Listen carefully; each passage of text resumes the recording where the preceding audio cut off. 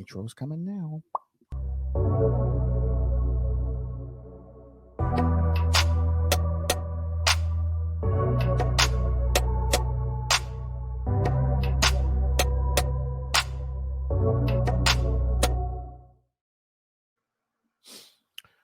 All right, folks. We back in the lab. We back in the studio. I'm Rob. He's Rick. What's good? What's goody? Same shit, different day, my brother. I hear It's Captain's Law podcast and YouTube show. Want to thank everybody for coming to fool with us this evening. We got the one and only Mr. Marcus Stone with us. What's up, my man? What's good? What's popping? Ain't too much, man. Glad to get you on, man. I've been watching you on them Saturdays for a minute, man. we were supposed to put something together, but I was like, damn, bro, like that's my work day, man. So you know, nevertheless, I'm glad we can we can do this today, man. But how you feeling? Man, everything is everything, man. I'm above ground. Still got time to change and motivate and help, and what I mean. I'm glad to be here. That's what's up. Yep. They always be getting deep. Them first, hey, look, this first 60 seconds be critical when they going to hit the ground. You like the third person in a row that came and hit us with some real deep shit at the beginning. I'm like, it's gonna be a good episode, man. Mm-hmm. But real quick, man, for the people who don't know you, man, just give us a brief little bio on who Marcus Stone is. Man, Marcus Stone is many people, man. Depending on how we met, you may know me from a certain thing. You may know me as Chef Anthony. You might know me as Hustle. You might know me as Sergeant First Class. I mean, it just depends, But I like to say I'm my own gumbo. You know what I mean? I like to be diverse in various aspects, so I'll never go hungry. So, yeah. You're an entrepreneur, man. You're multifaceted, man. Yeah, absolutely. I like that, man. Man of many hats. Many hats, and that's why I say we're the same. Because I do a lot of shit too. Doing a lot of shit. I think all three of us do a lot of shit. Yeah, we do be doing shit. But man, let's dive into it, man. What compelled you to want to become an entrepreneur, man? Let the people know what you doing.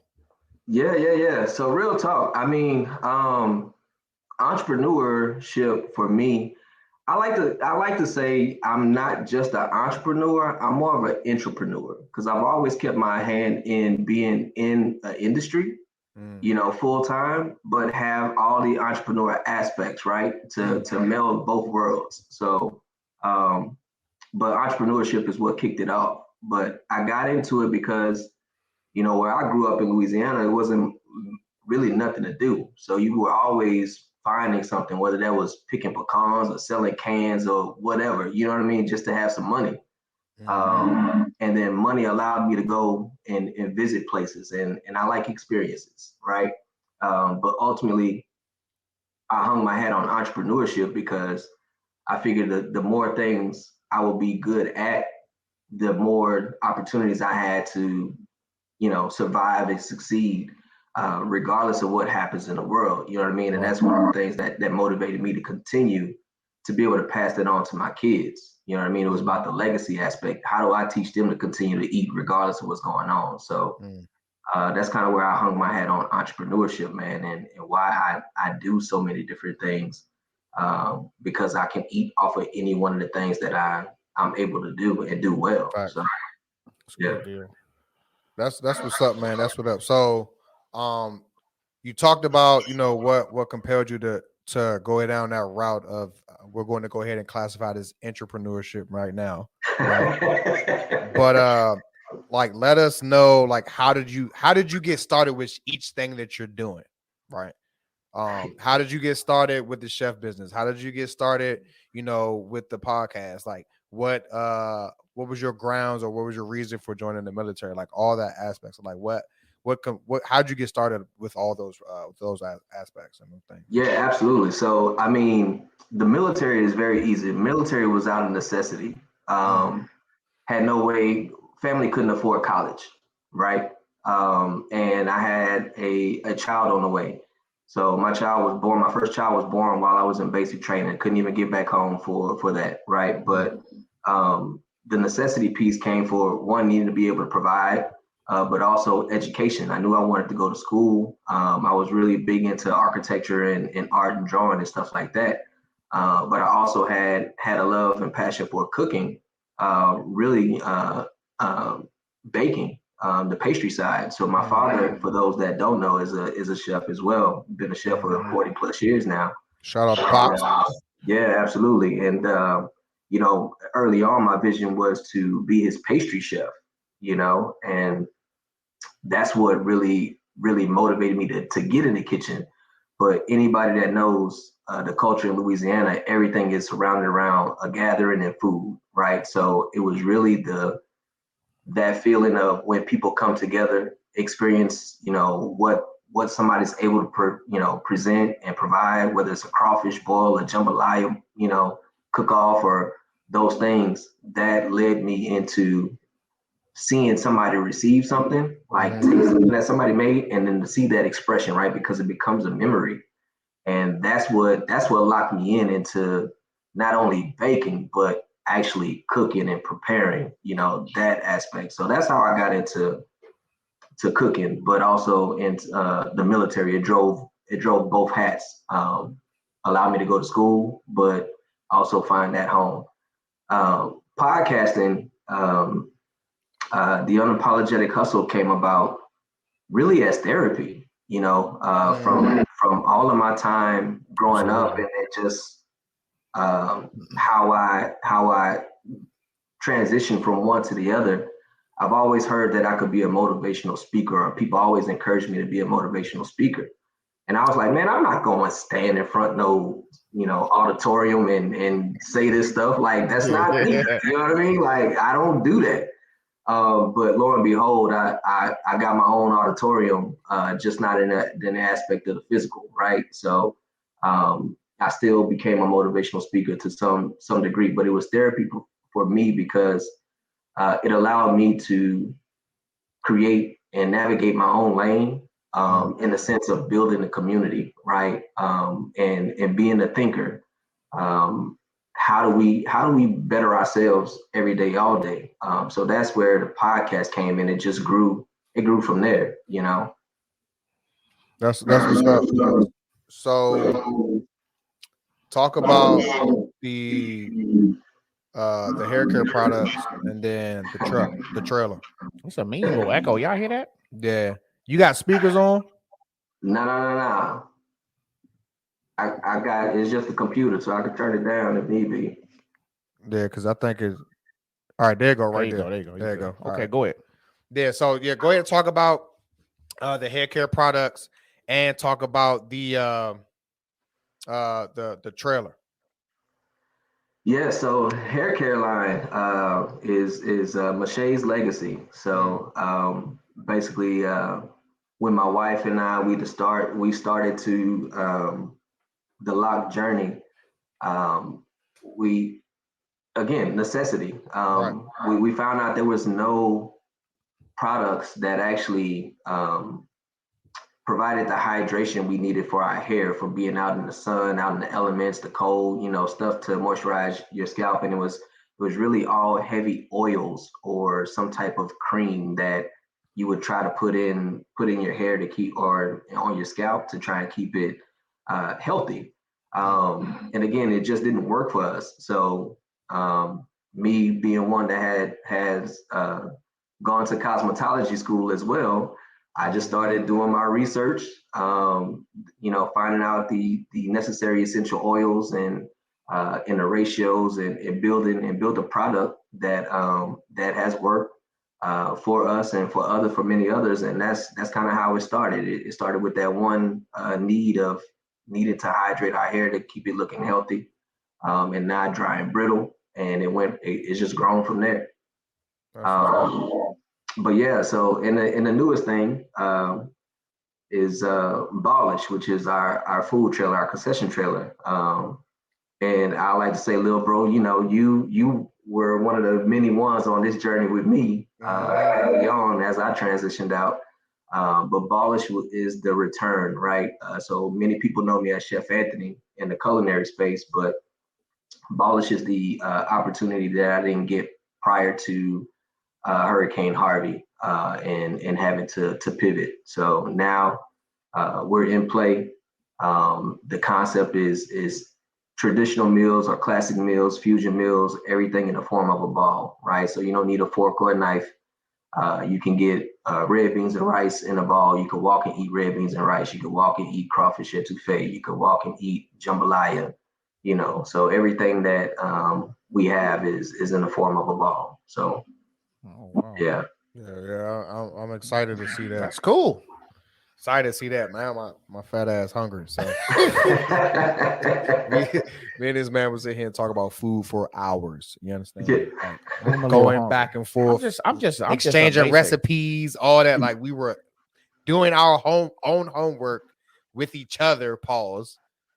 About what can we do to change this recipe, or add this different type of cuisine or whatever to this regular podunk shit. Like how to turn something as simple as a fucking cheeseburger or something like elegant. Like we would have hamburger helper. Oh yeah, we were literally dissecting hamburger helper recipes to make that shit better than what was in the box. Y'all better than me. Look, I'm basic. We know you basic. Put a little Lowry's on that shit. Nah. Put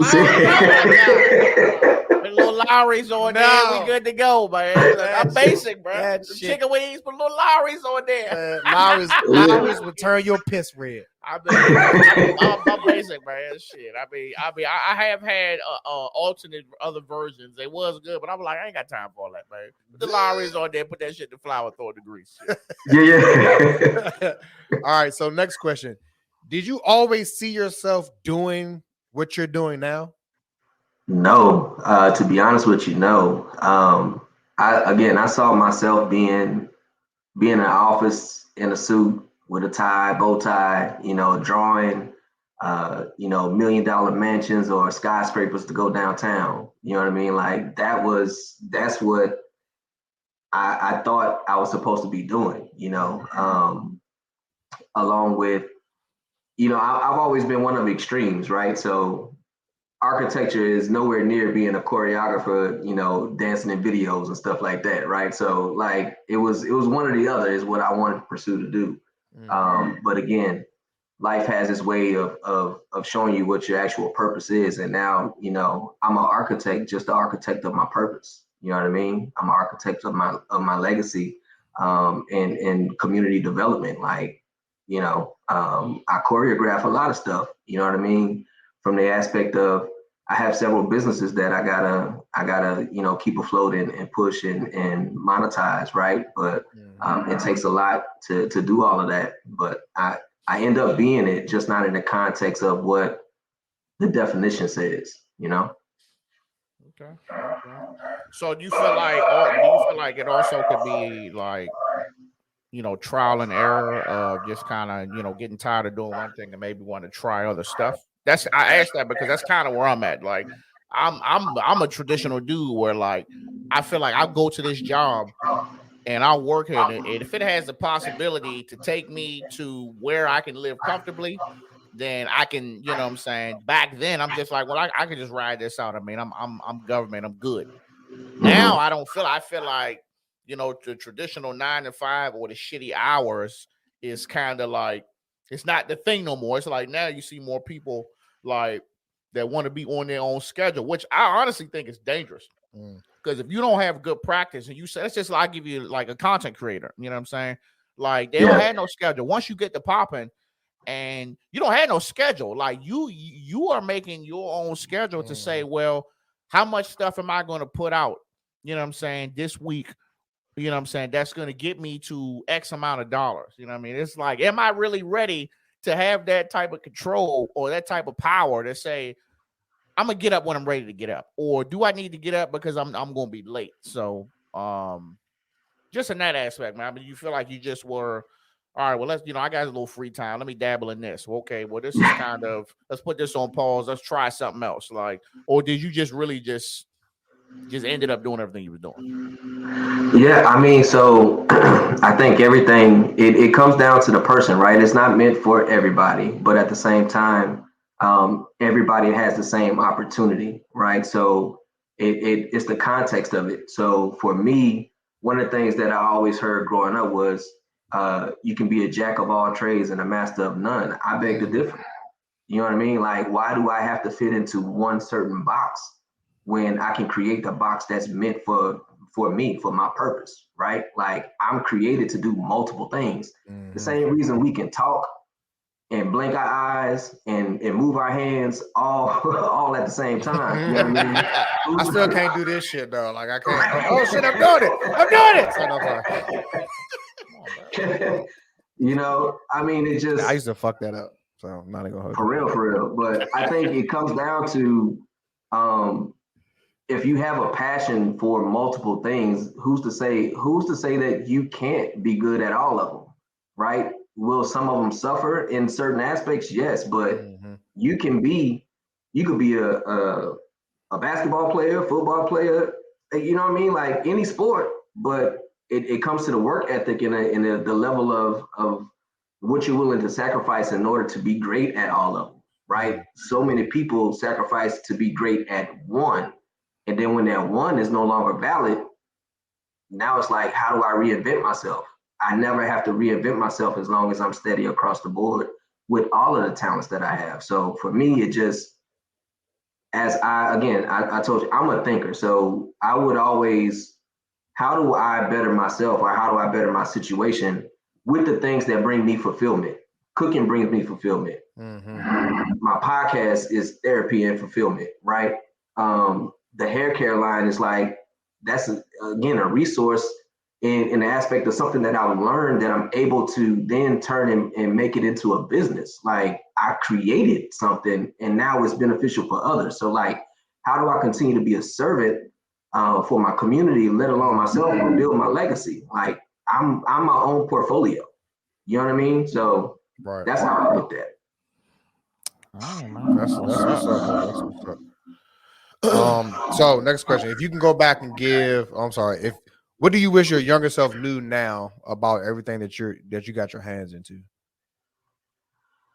My younger self. Wow.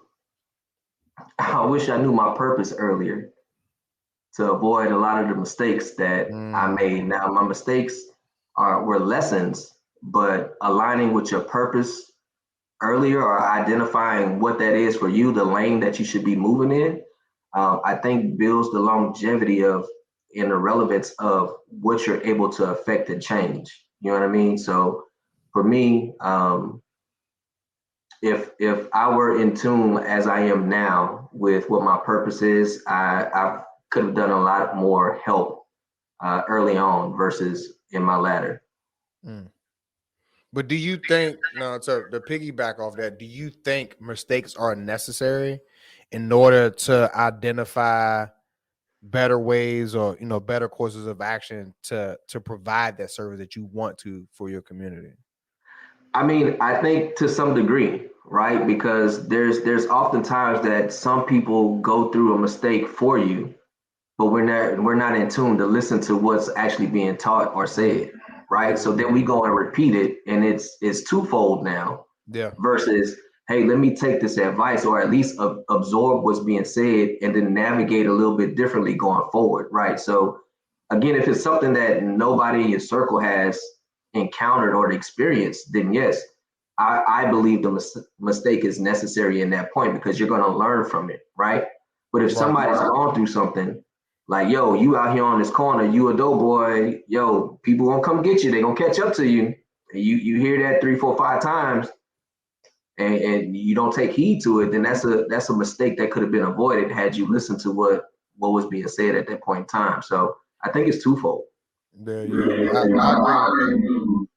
on that 100%. So next question would be, if you can go back and give your 18-year-old self one piece of advice, what would it be? Man, honestly, that changes every day for me because I'm a new person every day. But at this moment right now, if I could go back to my 18-year-old self, I would say live to the fullest. Never doubt yourself and your abilities. You're created to be the best version of yourself. You're created to move and change your path or your direction, right? We're only going to walk the way we're supposed to walk at that given time. So don't allow so many other things externally to affect the purpose and the path that you're supposed to be walking. True spoken word, finger snaps. What about you, Rick? If you go back, ask yourself that question. What would your answer be? I just wish I had more resources Mm. and more knowledge about life in general, right? Me myself growing up, I was just always told, look, you need to go ahead, go to go to work, get a job, pay your bills. That's it, right? And that's no fault to my parents or my aunt, my uncle, or my grandmother that raised me, because that's pretty much what they did, right? But as everybody knows, everything changes, generation changes. So when a generation change, technology change, the way that you apply for jobs change, like everything changed, and it has second and third order of effects. So I wish I had better resources then, so I can clearly know what my path was. Because I can tell you right now, I had no fucking clue what I was going to do as an adult. No clue. So what I ended up doing was, like, I was washing my car and a recruiter came by and was like, "Hey man, you ever think about joining the army?" And I was like, "Fucking army, crazy as hell." You know what I mean? And then I had some, I had people that were close in my family circle. Shout out to two of my distant uncles. One was in the Navy. He worked for a three-letter agency, and my other one, he was a police officer at MPD, and he was in the prize service too. He was like, "Look, man, like, do the army." And I was going to be an MP. He was like, "Don't do no MP." He said, "Man, get your ass a security clearance." And he was like, "Do you know what's out here to, all these agencies that's in this area that you can work for at a young age?" And I wasn't hip to none of that. So I just wish I had more resources. That's all. Information, man. Information is key. Information is key. Like, case in point is financial literacy, for one. Not saying that my parents and my family didn't provide the information that they actually had. You know what I mean? But they may not have ever been taught, right? So, like, one of the simplest things that I've done, my 3 nieces, the three youngest, like, they have their own bank accounts. Yeah, my babies. You know what I mean? They know that their work can be monetized. You're like, yo, we're not doing this for free. So, like, they're learning early on that if you have something that you're interested in and you enjoy doing, find out how to monetize it, right? Put a price tag on it, and trust me, they ain't cheap. They'll let you know. They were doing their car washes during the summer, like, yo, hey, this is what I need it is. $40 for this wash, outside only. Outside only, like, for real. That's the thing now. They be like, inside, that's gonna be about $100. Look at this COVID out here, you know what I mean? Shit.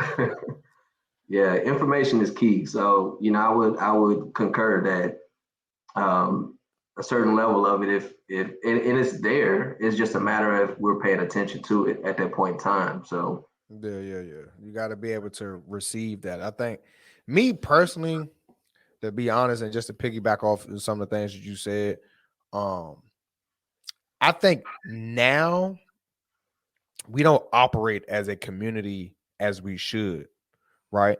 What you mean? Meaning you don't have too many people. If you have a business or you have something that you got going on, you really don't really have the support that you really think that you do, to be honest. Right? And you find out who's really in your circle when you do go down those ventures, because those are your supporters, regardless of what you have going on or what you're doing. And then a lot of people, they put so much energy and trying to be negative towards your shit, or rather than congratulating your shit, then it's just like, oh, well, sometimes you kind of question, like, okay, well, did I really know who the hell you were? Like, it's just stuff like that, and that can be a whole nother deep conversation, man. Because you got so many people that hate on you that you don't know, but you thought they was in your circle. But man, Rick, we done had them conversations, Doc. Yeah. Sitting in my car, like, yo, bro, like, this is what it is. It's like, he told me this, but then he did it. Like, you find out how two-faced people are, man, when you're trying to do better for yourself. Bro. You know what I mean? And motherfuckers try to undermine your success. Like that's just crazy, bro. Let me tell you something. I reevaluate my friends every year, bro. In the beginning of the year, I'll be like, all right, let me just check off who been fucking up. I'll be like, yeah, you was on some goofy shit at the cookout. I don't know. I just gotta get, you know what I'm saying? Like, but for me, it's like the type of person I am. You really gotta do like some goofy shit for me to just, man, I can't be around cuz, man, he too wild for me. You know what I'm saying? And it's like, it takes me a while because I used to be a wild nigga. Like I was a really wild nigga in my teens, in my 20s. So it's like, I get it, you know what I mean? Show people some grace. But it's like, you know, we pushing 40. So it's like, you know, shit established over here. You know what I'm saying? Ain't nobody gonna be jeopardizing normal operation. That's all I'm saying. Yeah. So that's what's up. But tell me, man, tell me about the three most influential people in your life and how they impact you. I don't know that it's been three throughout the course of my life. To be honest with you, for me, it's always been three in each stage that I've grown. You know what I mean? One of them is sitting right next to you. And I tell him this all the time. You know what I mean? Like, yo, at that time when he came into my life, like I needed what he brought. You know what I mean? So appreciate you. You know, it just, I think at every stage of my life, I've had a circle that got me to the top of where I was before I was supposed to go to another level. You know what I mean? So like right now, the one person that's been consistent for me since she's came into my life has been my wife. Shout out to sis. Like, hands down. You know what I mean? The others is really being able to see my kids, man, and pour into them. Like that's the motivation for me, right? So that's the influence of seeing them take something that I'm trying to teach them and then take it somewhere else to a whole nother level. Like that is motivation for me to keep going because they're receptive of it right now. But one, they also understand. Two, they're teaching me at the same time of how to continue to be relevant within the spaces that I'm walking in, right? Because if they're gravitating towards it and they're like, oh, daddy, maybe I should do this. Like, you know what? Maybe it should. You know what I mean? Because they're looking at it from a whole different perspective. So between my wife and my kids, just my immediate support, that's where it is for me right now, man. That's good, man. Oh, look, I expect, especially if you married, I always expect that to be like your first answer, or well, maybe not first. I expect it to be top three. If you married and you done gone down some long road or some trial and error to get to be successful like you are, I almost 100% expect for you to say your spouse. No, I agree with that. And then if it don't be, I'll be like, damn, wifey ain't do nothing. Wifey ain't do nothing. She ain't do shit. Nigga, she went hold it down while your ass was out. I'm like, I'm just gonna advocate for her. You know what I'm saying? Nah, she held me down for sure, man. Still does to this day, man. So I can't stand to do all these things without her. So they be believing in our asses, don't we? Man, my wife, she be like, "What? Just say you know you can do it." I be like, "Don't be believing in me, shit. Don't be loving me, shit. Don't be loving me like that, shit." Yeah. No, I definitely feel on that. Shout to the wives. Listen, if I'm one thing I always do, I always pay homage to the wives. Most definitely. Shout out to the wives, man. Y'all doing great. If it wasn't for my circle that I do have, but then my wife providing that top coverage, bro. Like it's that safety blanket when niggas is fucking up. They're like, well, you got me, boo. But I'm talking about on all aspects. Like I thought I had the answer to fucking everything, right? Like I thought I fucking knew everything. So I was like, look here, nigga. Like, you think you know these motherfuckers, but you don't. And then don't play, boy. Yeah, he know. Fucking you know. If he book no ass, book fucking know too. She didn't jump on me a couple times. Like, you need to get the fucking cherry tart juice. I'm I'm driving home. I was like, I don't like the way she talking to me. and look, as I'm turning in Safeway, I was To like, go where- get I- the I mean, fucking where this juice, fucking right. cherry- where this cherry shit at? Yeah, but nah, man, like she taught me how to read people, bro. I thought I did. I thought I do not fucking read people. I was fucking wrong. I thought I fucking knew finances like I should. Bullshit. Man, the money, So- bro. That's a Yeah. really like in-depth conversation of some shit that we like so still to this day like severely behind on. But I mean, we getting better though. We getting better. I think between our generation, the kids' generation, and the one after that, I think we'll be in a lot better, a better place financially as far as for black people. Most definitely. So tell me something about your industry, or whichever industry you're doing right now that surprised you lately. Industries. Industries. I don't know if it's a true surprise, but I'll speak from the culinary aspect, man. Just the steps to be seen commercially, right? Like it's still so much of a mom and pop against, a major industry, a big corporation. And then those that do get opportunity is the shelf is so small to where it's like you got a big bar and steel against those that are on the shelf in order for them to even expand the shelves further. You know what I mean? So that could be the hair care and the culinary, right? Just being able to scale to that degree. I didn't think it would be that difficult. Case in point, there's probably 5 major competitors that kind of dictate the whole shelf. You know what I mean? Like when it comes to products, you can look at the back, you think it's somebody different, but you look at that brand name and it's, oh, they got this too, huh? They got that too. They, and they're all throughout the store. So just being able to break in. And I think that's where, it kind of goes back to the conversation of how important the support of the community and the locals create those opportunities, right? Because without that, there's no way to even climb out of the hole. You don't get a fair shot. No, I totally agree with you on that one, man. It's just like you'll have one major brand, but they have sub brands and like own a whole bunch of shit that you wouldn't even think that they own, right? Like Pepsi and Coca-Cola, they both own water. I can't remember which one owns Dasani, and I can't remember which one owns Nestle, but they own that shit. So they're fucking pretty much like you said, they're controlling the market based off of one single umbrella. Yeah, corporation. Ain't nobody drinking Dasani, bro. That shit.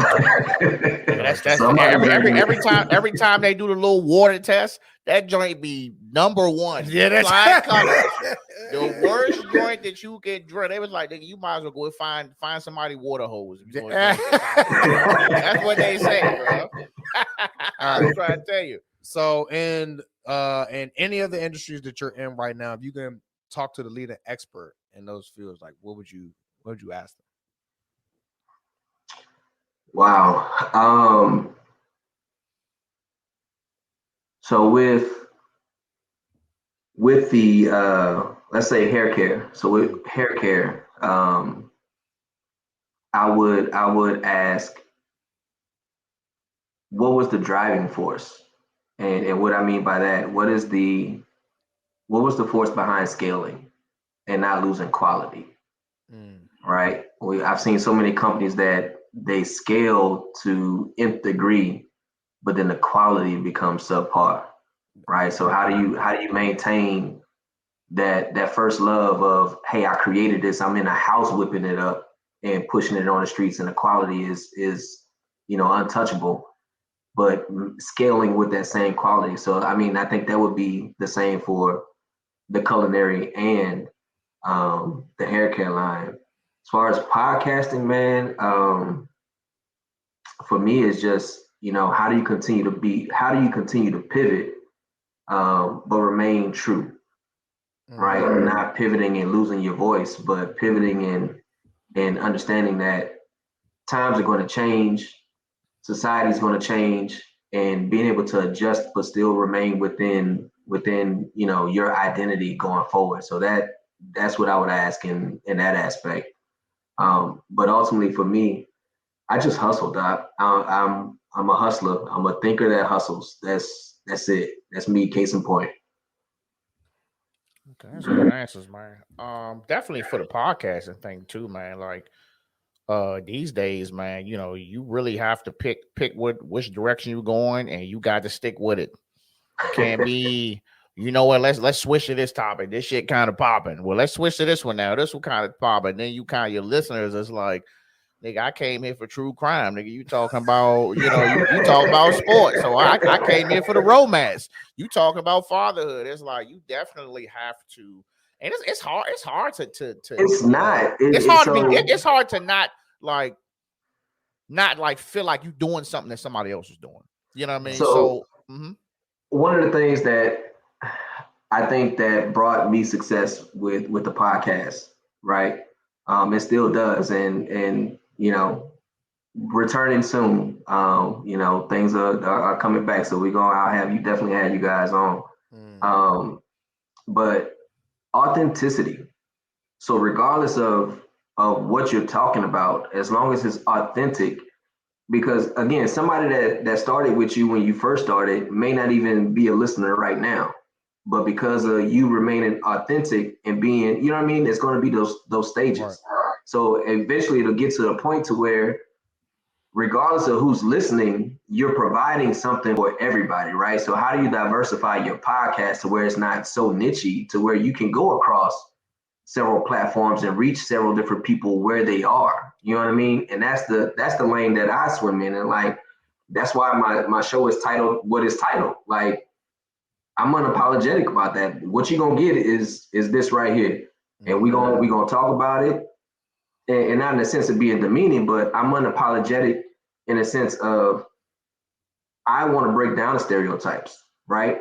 I have my hair for a certain reason, because typically when they see individuals that look like us with hair like this is, oh, they're X, Y, and Z. Well, no, I can suit and boot it with the best of them. You see me with a bow tie, leather bottoms on, slacks, whole nine. You know what I mean? But I can get it, and I can speak the language. Just if not even better than you. You know what I mean? I can talk the slang, I can enunciate, I can use words you ain't even probably seen in a dictionary. You know what I mean? So it's about this nigga over here like T.I. and shit. It's like, you know, sit here, but the continuum space modulator of the shelf. So what I'm saying is, I just want the number one with cheese expeditiously. Expeditiously, absolutely. Indubitably. That means right now, motherfucker. Like that's how you turn it off and on. Yeah. That's good though, man. I'm actually glad we're in a space where, you know what I'm saying, we really don't have a specific category. You know what I'm saying? We just kind of lay down what we don't talk about. But I mean, anything else is just free game. It's free game. And you know, they say, man, you gotta niche up. I'm like, man, do you have to? You know what I'm saying? It's like it may take you a little longer, you know what I'm saying? But it's like at the end of the day, like, well, I mean, I don't think I can get on, even though I love sports. I don't think I can just get on here and talk sports all the time. I don't think I can do that. Like some shit going on, Kyrie, this, that, and the third, KD back, Zion, you know, coming back. I could jump into that shit, but then it's like, all right, well, what about when basketball is gone off? You know what I'm saying? I'm talking about motorcycle racing. Like everybody don't want to hear that. You know what I'm saying? I'm talking about wrestling, WWE or EFB, whatever the fuck they calling it now. Like you gotta kind of be. You don't really. I'm not like saying like follow what's going on, but you know what I mean? It's shit that you would usually comment on. You just keep doing that. Yeah, and I think the good thing about us, like the things that we talk about on the podcast, are just normal conversations we would have when we were on the phone or in front of each other. Exactly. It's just to a broader audience. Yeah. So that's how I look at it. I'm like, bro, like just imagine we on the phone. We on a three-way back in the day. Yeah. We on the old school three-way. Like I'm about to click his ass. Said, yo, you good? So yeah, I would tell the nigga about last night. Like that's my thing. You know what I'm saying? This the party line. You know what I'm saying? Yeah. The next man, get off the phone. I need to use the phone. I know. She like, you tied up my motherfucking line. Nah, keep doing what you're doing, man. Don't put yourself in the box that you can't get out of. You know what I mean? Because say, 2 years from now, you want to add something to it, but it don't fit the box that you that you put yourself in. You know, that's what I'm saying. Authenticity is the best route to go. Just be who you are, and the people that's gonna rock with you is gonna rock with it. You know. It took me a minute to figure that out, but I definitely I hear it loud and clear now. I ain't gonna lie to you. I was questioning shit for a minute. I'm like, man, what I'm going to do, and then I was just like taking breaks. It was like, I'll see y'all next week, and I'm like, man, I don't need to take no break. It's shit going on. You know what I'm saying? But we'll move on, man. Do you have a mentor in any of your industries right now? But like, who's your go-to guy or gal? I don't know about within each industry, but there's people that I often looked at as far as how they navigated, right? Just the history. One being Nelson Mandela, you know, just the trial that and the endurance phase, right? And how do you stay grounded even though the world's against you, you know? Literally, you know what I mean? So people like, you know, Nelson Mandela, Langston Hughes, you know, just the timing of what he was doing at that point in time, you know, to come a little more recent, you know, what Nipsey was doing in his community and in the industry, you know, people like Master P. Like I look at how those individuals move and how they deal with the adversity of the change, right? Because some have been at the top of the game, some have fallen off, and some have rebounded. You know what I mean? So like, I look when I like we were talking earlier, what were the lessons that they learned that they you know changed and modified from that point, and how do I learn from that lesson without actually experiencing it? You know what I mean? So, yeah, I gravitate towards people like that. That's what's up. Those are like ideal role models. Like no cap. So what is the biggest challenge that you feel that you're facing right now, just in general with entrepreneurship? The biggest challenge is being a small business, but a small business that is poised to scale quickly, right? So not being proven nationally, but it's kind of like the music industry, how artists could get on in the city, or they have to go outside of the city to get the buzz to go nationally. You know what I mean? So it's like one of those. How do you get past the first plateau that will set the course to even get a region, right? Like with a store, because that's how they place stuff in stores. Is regionally based on taste. And Ollie and Rick, this is there's certain things you're gonna find in the Northeast you're not gonna find on the West. You know what I mean? And vice versa. So it's really, how do you get past the first plateau, but also remain relevant enough and create enough buzz to stay in the stores or stay in the industry or stay within the podcasting circuit in that aspect. So that's the biggest challenge for me. Okay. Good to go. Yeah, I agree with you on that one 100%. Because like me, just like you spoke to it earlier, like I'm big on quality. Mm-hmm. You ain't lying. Heavy. Like I'm not, like people ask me, I was like, man, you should open up a fucking restaurant, a food truck, carry out, whatever. Like I was operating on a big scale for a very long time, but then I noticed myself that my quality started to drop, and I wasn't happy or pleased with that, because I am big on perception. He'll fucking tell you, like that's like one of my number one things. Like I'm big on perception, so I had to scale it back. And then, of course, with advice from my wife, I think you need to scale it back a little bit. So so I scaled it back, and then my quality increased from what I was originally doing. So no, I agree with you so wholeheartedly on that one. So where or how do you self-educate? Being observant, observation for me is everything. And again, that's just being in tune with who I am, but it's also the ideal way for me to learn, being a visual and auditory learner. You know what I mean? So actually listening to what people are saying and understanding what's being communicated, but visually seeing how somebody's moving. Like you can learn from somebody without even actually knowing them, just from watching, right? It's one of the things that we learn in the military is, you observe your enemy to know how they move, how they do, certain things so that you can put your plan in place to attack, and take over. So observation for me and everything is how I self-educate, how the industry's moving, culinary wise right now, especially here in Houston. I mean, it's a foodie city. So, you see more mom and pop shops to say in food trailers and food trucks, then you see commercial restaurants. It's like you got to drive 10, 15 miles to get to something that you would see on any corner in another city that's not a foodie city. You know what I mean? So understanding the landscape and just observing, yeah, that's how I self-educate. No, that's definitely a different one, because most people that we've talked to is either an individual or some research, some type of studying. individual research or repository of some sort, but another like observation. So that was different. So that was definitely a good one. So with everything that you got going on, like how do you balance life and work? There's no difference for me. That's how I balance it. My life is my work, right? Culinary, the chef stuff is my life, podcast, that's my life. It's me. So there's no way or time that I have to turn one or the other off. I just function as me and my purpose. You know what I mean? So um the family aspect is I bring them along. You know what I mean?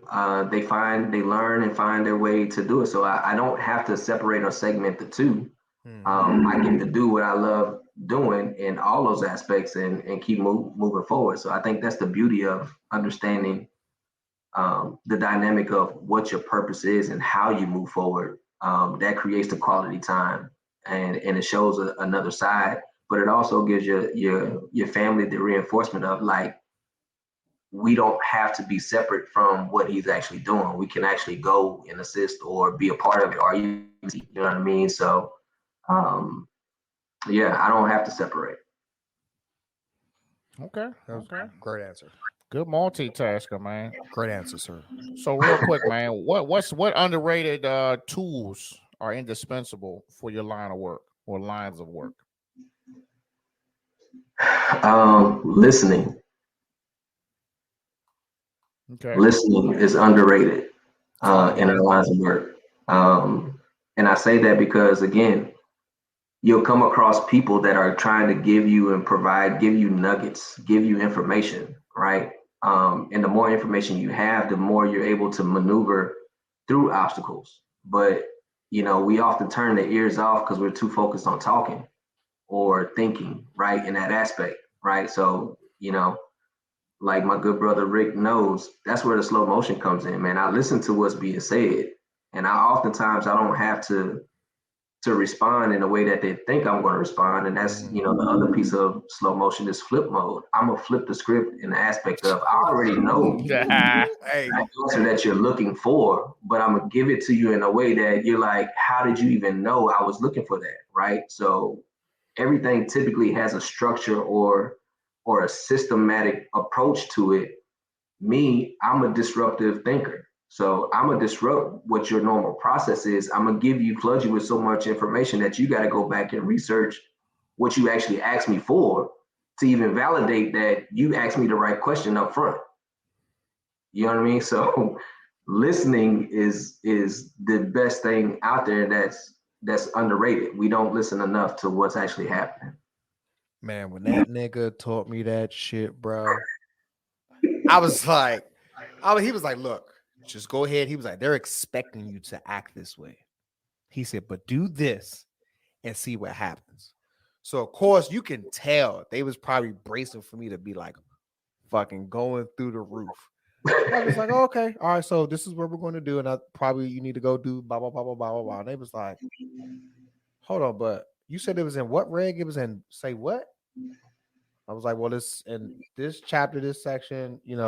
That'll be your answer to whatever you're trying to figure out, and yada yada yada. And then from that point on, I was like, this nigga is on to something. I was like, this is on to something. I was like, why nobody tell me? Because me, like I all my mentors that I had as a young soldier was just like old school OG, like sergeants, right?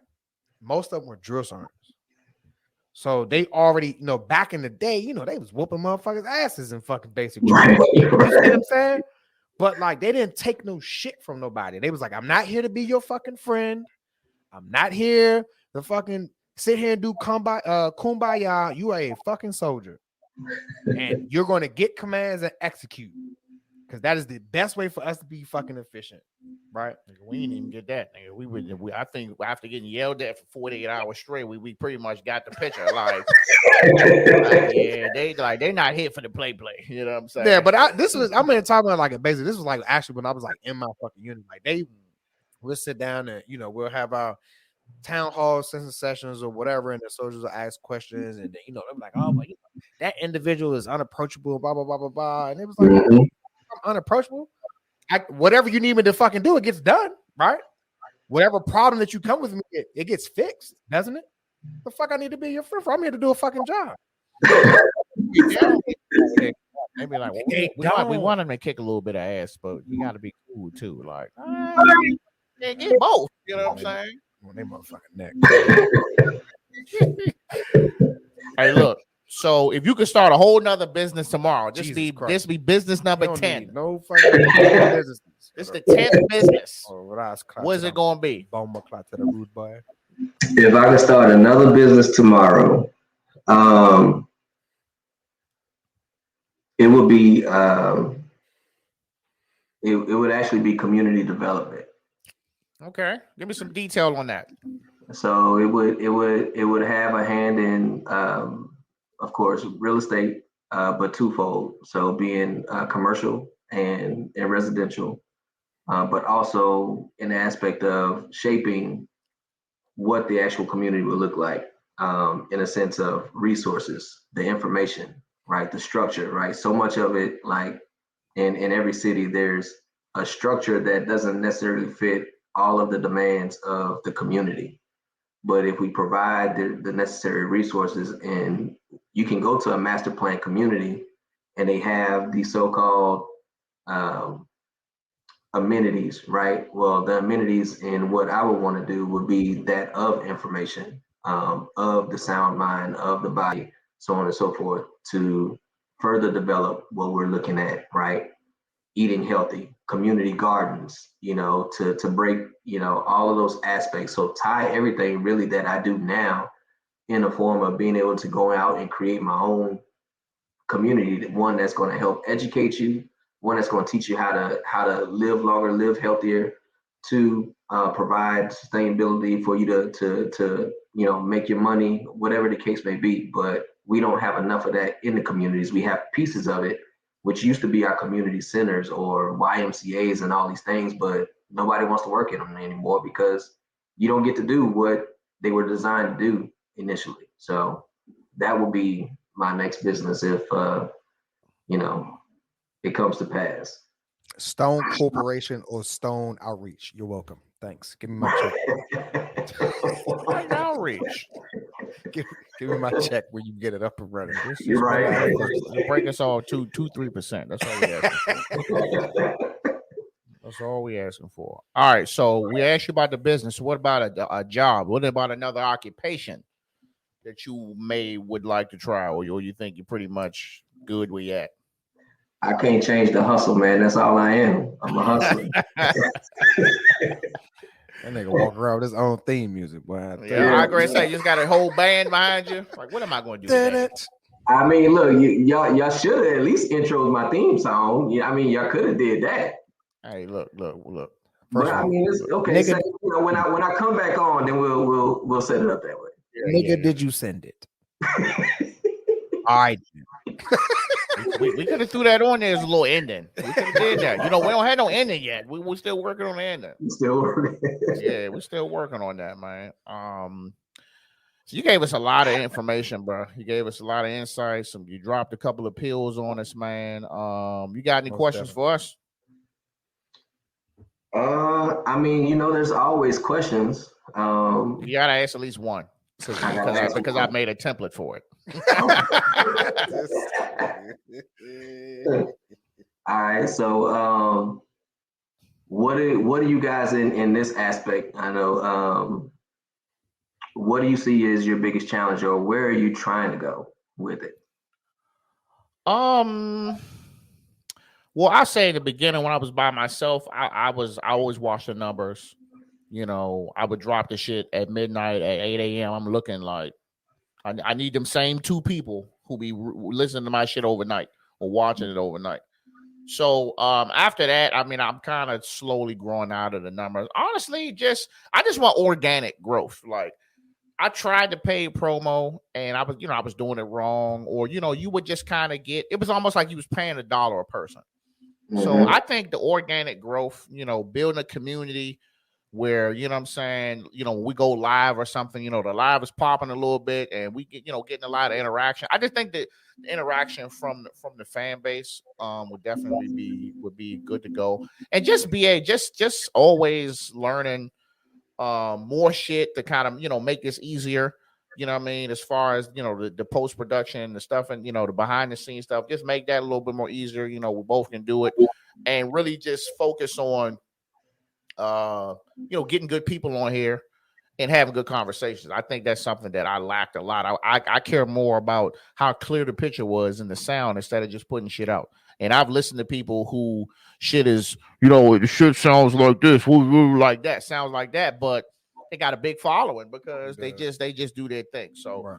I would definitely like to sharpen up on that. Rick? If my thing is, no matter how big we become or how small we may say, whatever, I just want us to be authentic and be true to ourselves, right? Because I think people in general, once they do get a little bit of acknowledgement, they do get a fan base or whatever, they don't stay true to who the fuck they are. Shit start changing. Yep. And then to me, then I'm just like, okay, well, whoever this person was at first, then you really wasn't that person from get-go. Or right. You're carrying on this facade to keep up with the fucking Joneses. Like you're becoming, like in the saying they used to say back in the night, oh, you was an industry nigga. Like, nah, I'm not trying to do that. Yeah. You know what I mean? Like I'm trying to keep it authentic to who we are, trying to be true to ourselves and then also be true to our fans, right? So we can just maintain whatever we got. Like based off of who I am, who he is, our personalities, like our circle, and then our interaction with our, with our friends on social media or whatever, like we have the ability to be something bigger than what we are right now. And it's already showing based off some of the, the small changes that we've made to the show. Right. So that's my piece. Like, that's like the only thing that I want people to like, when they look, like if they go back and listen to episode 1, like, damn, this shit sound crazy.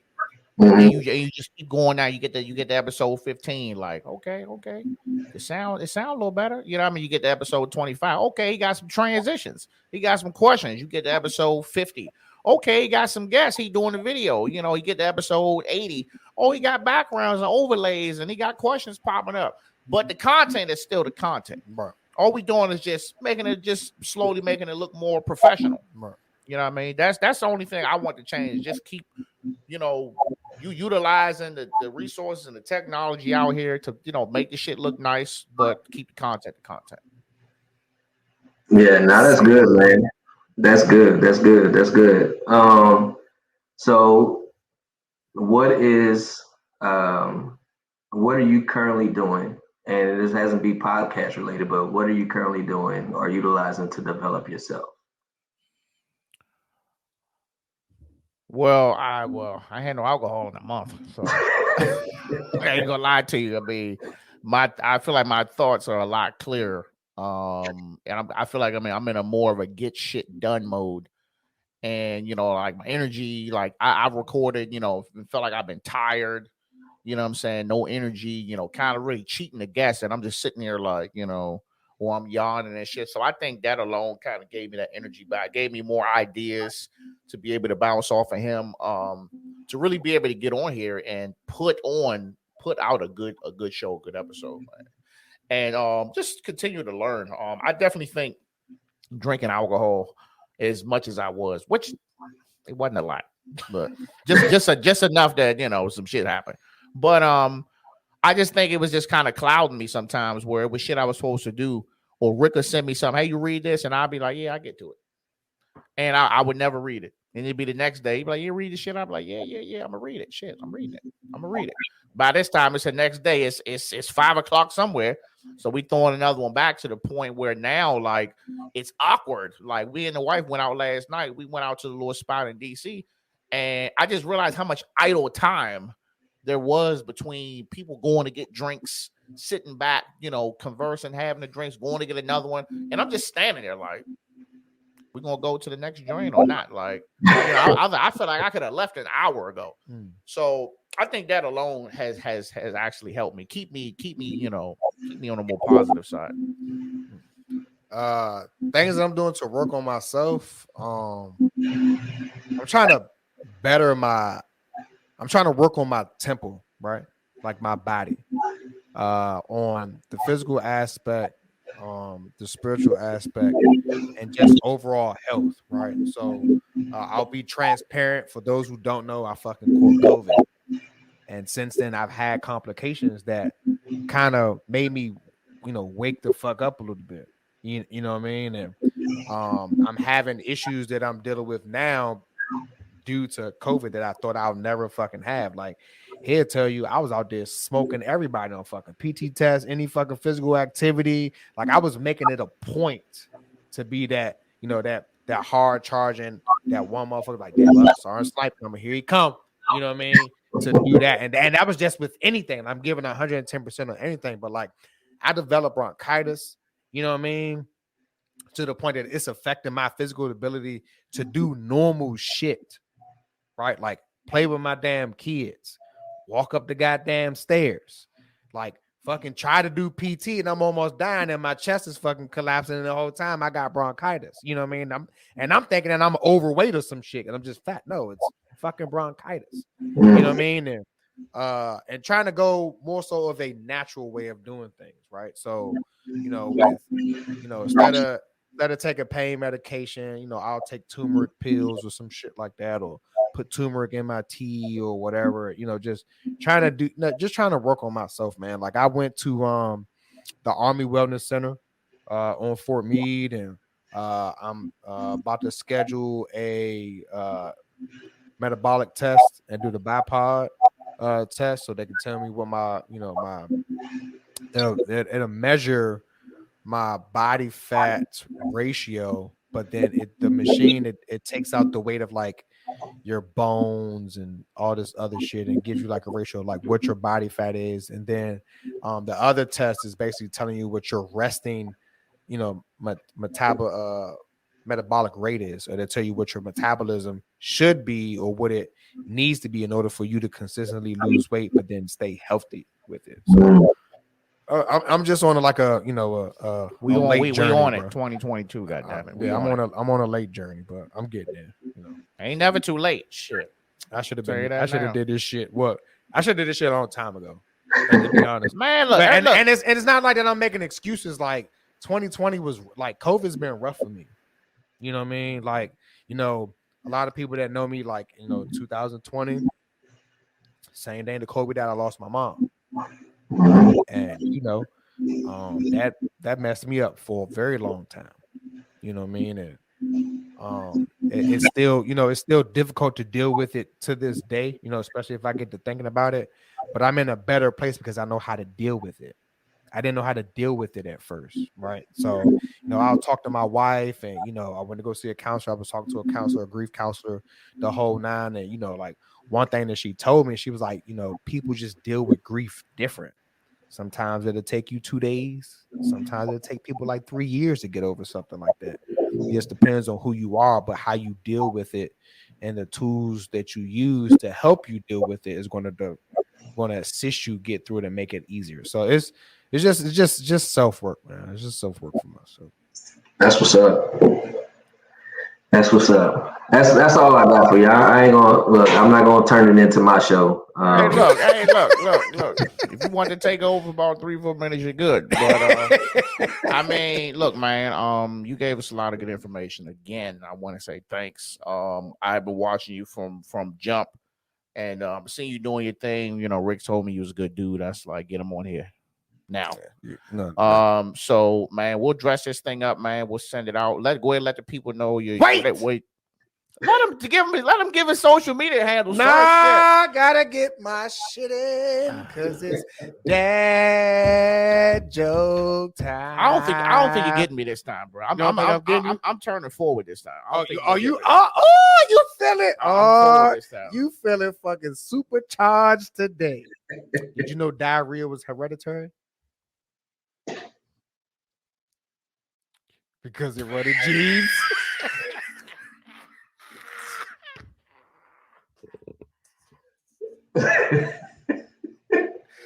That nigga couldn't help himself. He couldn't help himself. He started laughing before I even got the shit out. Crazy as hell. All right, I'm done. But go ahead. Live for this shit. Let people know where they can find you. Out, man. Man, look, I got too many to call out, but yeah, you can do it's IG IM_ballish. IM_ you hustle for the podcast on IG, and it'll be the similar thing on Facebook. Just tap in. Hey, make sure y'all look at below. They gonna have it posted in the comments below. Yeah. It's definitely gonna be posted. We're gonna have it all come out on Tuesday. Yeah, that's it, man. All right, man. Well, again, thank you, man. We're gonna wrap this up. Episode 86. Mr. Marcus Stone, Captain out. Yes, sir.